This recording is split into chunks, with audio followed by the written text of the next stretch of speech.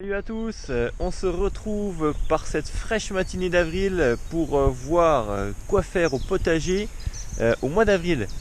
Dans cette vidéo, on va donc voir toutes les plantations en pleine terre qu'on va pouvoir réaliser au potager au mois d'avril, mais également tous les semis, donc semis en serre, semis au chaud dans la maison derrière une baie vitrée qu'on va pouvoir réaliser à cette période. C'est parti pour cette vidéo.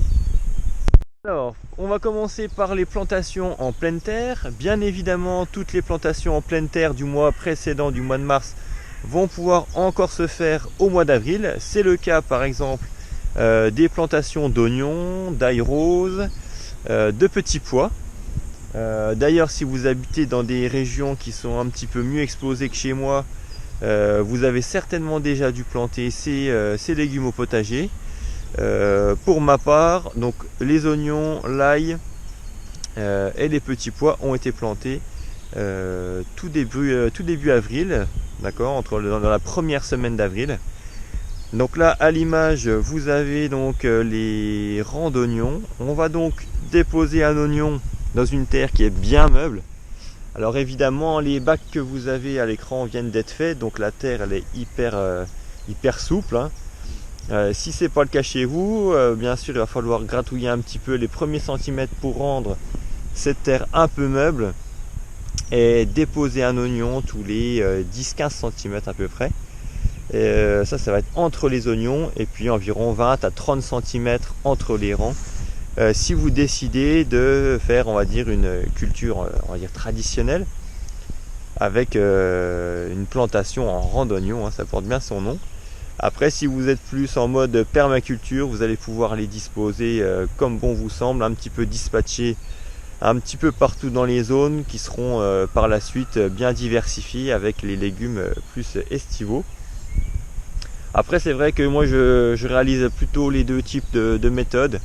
Donc là à l'image, vous avez les zones plutôt en mode randonnion et puis il y aura d'autres zones qui seront un petit peu plus fouillis, plus diversifiés, mélangés avec d'autres légumes qui viendront s'y incorporer plus tard. Ensuite, donc les oignons ne sont pas enterrés, hein, on fait en sorte qu'ils soient juste affleurants à la surface, donc il faut vraiment qu'on puisse encore distinguer le dessus de l'oignon. Pareil pour l'ail. Et donc voilà pour cette culture. Maintenant, on passe aux petits pois. Alors pour la culture du petit pois, c'est super simple, hein. Même chose, alors là on va faire une plantation de petits pois nains, variété téléphone, mais il y en existe toutes autres sortes qui sont tout aussi bonnes. Vous avez la variété Altesse, la variété Merveille de Kelvedon. L'avantage des petits pois nains, c'est que ils sont déjà bien productifs et puis que ça va pas nécessiter de support non plus hyper imposant. Ça va quand même monter à 60-70 cm de hauteur pour des petits pois nains, donc c'est déjà correct, mais il faut absolument un support.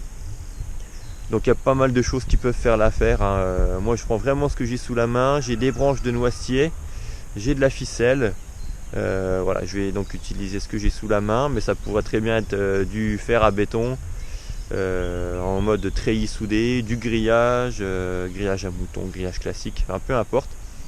L'important c'est qu'ils puissent s'accrocher avec leurs petites vrilles sur des supports, sinon ils vont ramper au sol.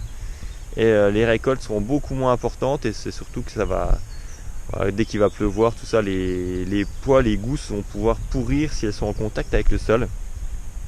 Donc il vaut mieux les faire pousser sur un support. Donc on fait un sillon de environ 3-4 cm de profondeur. On va disposer les petits pois tous les 3-4 cm à peu près. Et puis ensuite on rebouche le sillon. Il n'y a plus qu'à arroser, c'est super rapide. Et puis d'ici environ 2 mois, on pourra passer à la récolte de nos petits pois.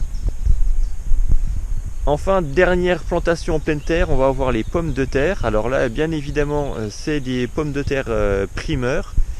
Là, c'est la variété Amandine. Toutes les pommes de terre de conservation, pour ma part, seront plantées au mois de mai.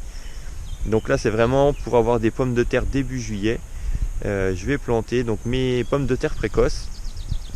Un sillon, toujours pareil, un sillon, 10 cm de profondeur, une pomme de terre tous les 30 cm. Et puis il suffit de reboucher. Normalement elles devraient pointer le bout de leur nez à la fin du mois d'avril, pas avant. Et puis si jamais elles sortent et que le gel est annoncé, eh ben, n'hésitez pas à remettre un petit peu de paille par dessus, un voile d'hivernage, enfin bref ce que vous avez sous la main pour protéger du gel, parce que si la partie aérienne noircit, un petit -3, -4, ça suffirait largement pour faire noircir les plants de pommes de terre. Et là la récolte, même si elle ne sera pas anéantie, elle sera quand même bien amoindrie. Enfin pour les plantations pleine terre du mois d'avril, enfin je parle bien quand je parle du mois d'avril, hein, c'est vraiment là sur le début du mois d'avril, la première quinzaine du mois d'avril, puisque là, sur la fin du mois d'avril on va avoir tout autre légumes qui vont pouvoir intégrer notre potager, mais sur le début du mois d'avril, c'est le moment également de semer des radis, de semer des carottes et éventuellement des épinards. Ce sont tous des légumes qui vont supporter les petits gels ou les températures assez fraîches. Donc là à l'image, hein, je vous montre donc un semis rapide de radis. C'est vrai que une de mes variétés préférées, ça va être le radis de 18 jours. Bon, j'ai mis une autre variété en serre directement en bas qui est la variété flamboyant. Bon, j'ai mis ça parce que j'avais les semences, mais techniquement, hein, je préfère quand même bien la variété 18 jours qui est vraiment super bonne à manger là, avec des petites tartines de beurre. Alors on a hâte de les déguster, nos premiers petits radis frais du potager. Mais bon, il existe pareil, hein, toutes sortes de variétés, des plutôt ronds, des plutôt allongés, des tout roses, des rosés blancs. Bon, voilà. Après c'est en fonction de chacun de choisir ses petits préférés. Donc voilà, un petit semis à la volée, on va dire 60 à 80 graines. Et puis on va échelonner comme ça nos semis toutes les 2 semaines à peu près pour avoir des récoltes assez régulières. On va dire que là on va avoir à peu près 2 à 3 bottes avec ce petit semis. Et puis dans 15 jours on recommence et puis comme ça on aura des récoltes à peu près jusqu'à la fin du mois de juin sans problème. Après c'est vrai que le radis l'été c'est beaucoup plus compliqué. Moi personnellement j'arrête. Entre les altises qui commencent à attaquer un petit peu le feuillage de partout, et les radis qui manquent d'eau, qui demandent vraiment un arrosage beaucoup plus abondant, qui n'aiment pas la chaleur. Voilà, le printemps, avril, mai, juin, c'est vraiment le moment des radis. Donc si vous en voulez, c'est maintenant qu'il faut les semer. Et vous avez tout le mois d'avril, voire même début mai pour continuer ces semis.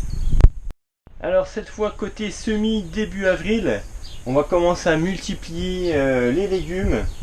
Donc toujours avec la même technique pour ne pas avoir des petites étiquettes de partout.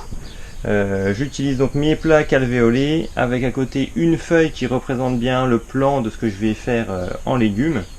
Donc par exemple pour cette case ici, les blettes blanches, ce sera donc la case qui se reporte ici. Donc on y a semé toutes sortes de légumes. Alors principalement là on a fait les choux.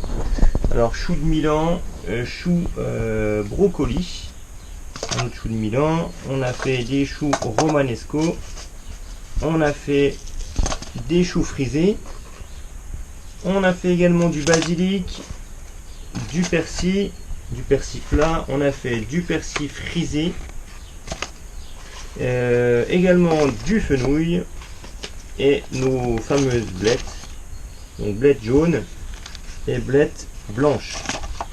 Donc voilà tout ce qu'on peut avoir à l'intérieur de la plaque qui est représentée ici. Alors ça sera un peu refait à l'ordinateur pour que ce soit un peu plus propre. Mais voilà, grosso modo, c'est donc tout mis en plaque.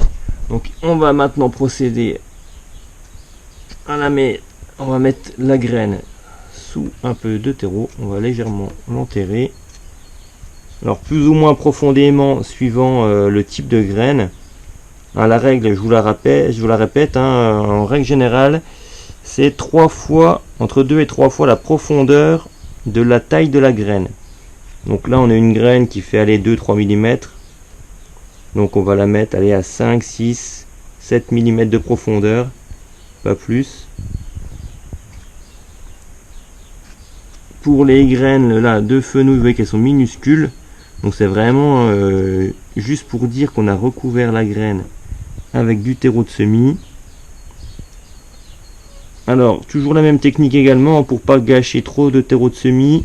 On a mis un terreau grossier, terreau universel au fond des alvéoles, et uniquement le dernier centimètre, qui est donc fait avec du terreau de semis bien fin, pour qu'il n'y ait pas de choses qui gênent la levée des graines. Voilà, donc on est toujours sur nos fenouilles.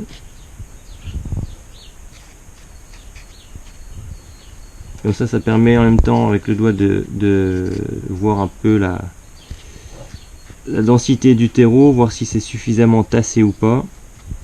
Là on voit que sur les petites plaques qui étaient là, il en manquait un petit peu, mais tant pis, on a tassé comme ça.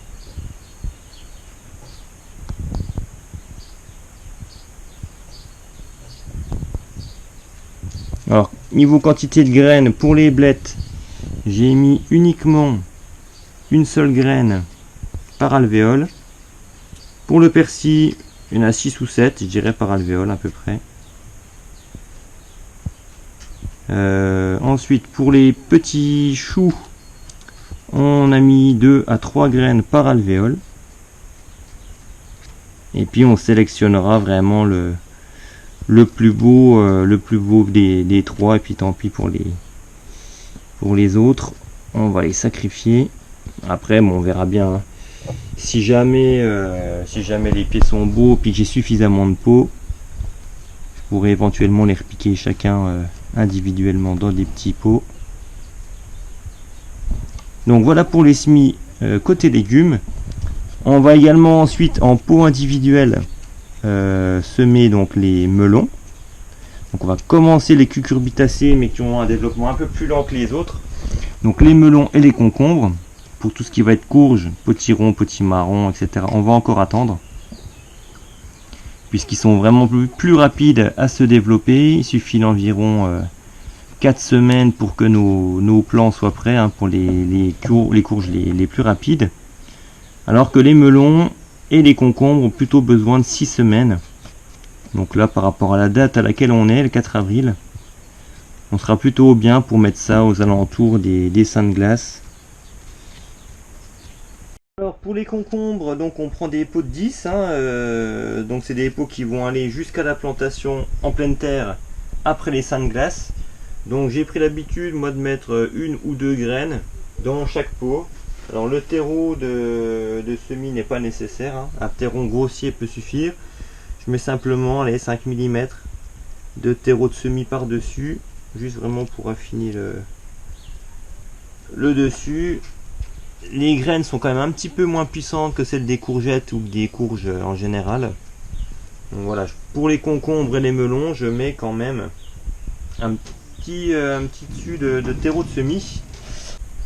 Et donc on va semer maintenant nos melons Vieille France. Et mon préféré, le melon de Lunéville. Alors j'ai mis que 3 de Lunéville et 3 melons Vieille France, pour la simple et bonne raison que comme les récoltes sont quasiment en même temps, c'est-à-dire que là je vais planter mes 3 pieds de melon de Lunéville et je vais avoir beaucoup de melons en même temps. Donc pour avoir des récoltes échelonnées, je vais recommencer la même chose dans 10 jours. Je vais replanter la même quantité de melons, comme ça j'aurai des récoltes plus échelonnées. Je ne devrais pas manger en 2 semaines 10 melons et puis après plus rien. Voilà, on va échelonner comme ça nos semis pour avoir des récoltes du coup échelonnées également. Voilà, vous l'aurez compris, même dans une région avec des printemps qui ont du mal à s'installer comme le nord-est de la France, le mois d'avril c'est vraiment le signe du renouveau au potager. On commence vraiment à remettre les doigts dans le terreau, même si c'est vrai que les potagers pour le moment sont quasiment vides, hein, surtout là que c'est une nouvelle zone.